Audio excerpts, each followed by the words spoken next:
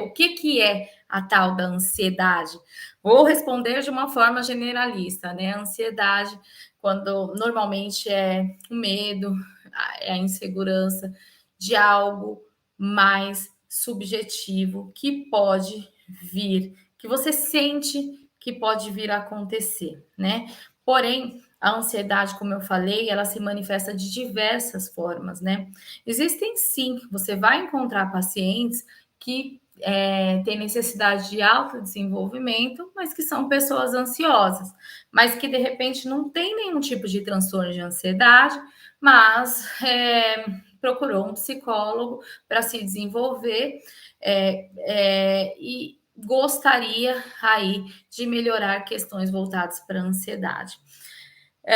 Essa pessoa ela vai ter uma manifestação da ansiedade, seja caminhando para um transtorno, muitas vezes a pessoa já está caminhando para um transtorno, mas de uma maneira mais leve. Então, ela não vai paralisar a vida dela. Aquela ansiedade, eu acho que é até fácil da gente entender se a gente observar dessa forma.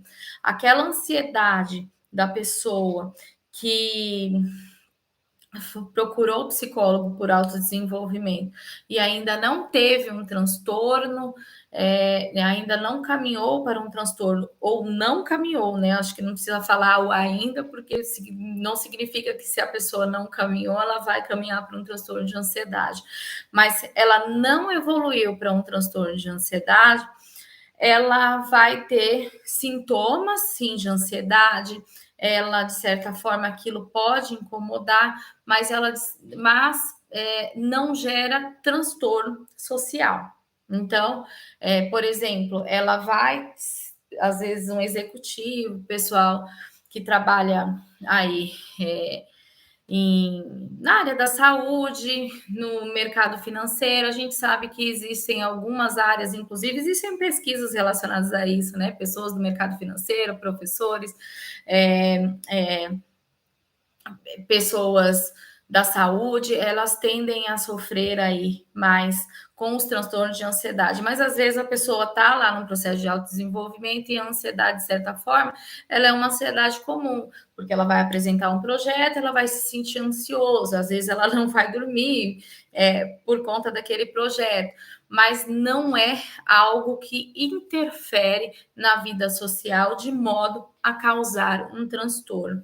Então, quando esse paciente chega na clínica, a gente vai tratar de forma diferente. Embora seja importante você tratar essa ansiedade de modo que ela vire alguma coisa muito mais para impulsionar, para a pessoa conseguir seguir em frente, vamos dizer assim, do que ela se paralise por conta da ansiedade. Mas existem também os transtornos de ansiedade, já falei até sobre alguns deles aqui no canal. Por exemplo, transtorno de ansiedade generalizada. E o que é esse transtorno de ansiedade generalizada? Normalmente ele se caracteriza por uma ansiedade, já falei até mais ou menos aqui como que funciona, mas a pessoa ela vive aí preocupada com alguma coisa que pode acontecer, com medo de algumas situações, mas o medo ele é muito intenso, ele é exagerado e a capacidade dessa pessoa ela potencializa o medo, porém ela minimiza a capacidade dela de enfrentar esse medo. Isso é o transtorno de ansiedade generalizada. Em geral, às vezes é importante, essa pessoa, às vezes ela acredita que a ansiedade dela é normal, porém ela tende a potencializar tanto que ela acaba, por exemplo, deixando de viver a vida por conta das preocupações, né?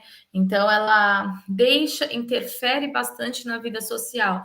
Ela deixa de fazer um exame, o médico pediu uma tomografia para ela já começa a acreditar que está com câncer, por exemplo, e deixa de fazer o exame.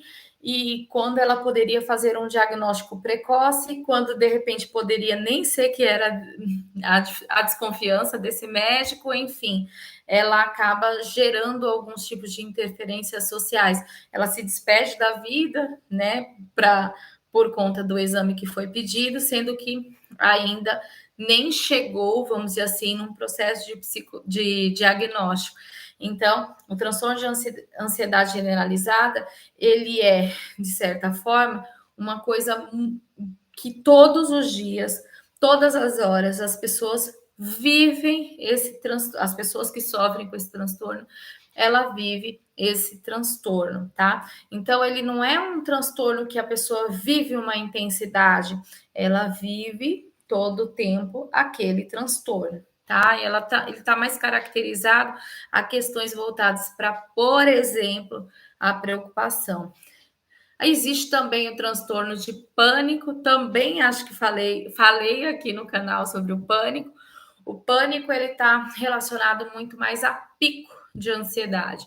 Então, a pessoa, por exemplo, em vez de ser igual ao outro, que é o tempo todo preocupada, existem alguns gatilhos que provocam aquele pico de ansiedade. Muitas vezes a pessoa não percebe qual é o gatilho, então o papel do psicólogo nesse processo muitas vezes é tentar entender o que é que de repente fez com que aquela pessoa se sentisse daquela maneira. Então, é uma forma de tratar aí o transtorno de pânico, de certa forma, tentar entender o gatilho e, a partir daí, traçar recursos muito pequenos de enfrentamento para que a pessoa consiga lidar depois com aquela situação.